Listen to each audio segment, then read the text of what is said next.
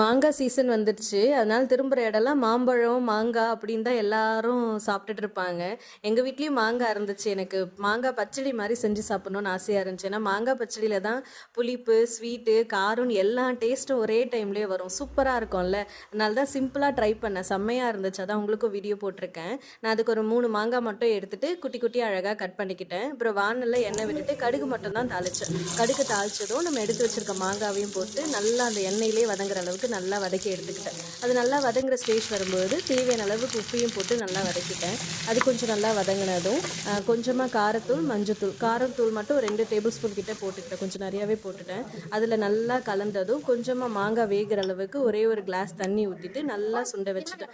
அது சுண்டிருந்தும் எப்போவுமே வெல்லம் போடுவாங்க. நான் வந்து நாட்டு சக்கரை போட்டேன். நாட்டு சக்கரை கொஞ்சம் அதிகமாகவே போட்டு நல்லா கிண்டி எடுத்தா நம்மளுடைய சூப்பரான மாங்காய் பச்சடி ரெடி. ரொம்ப சூப்பராக இருந்துச்சுங்க. சிம்பிளாக தானே இருக்குது, டேஸ்ட்டாக இருக்கும். ட்ரை பண்ண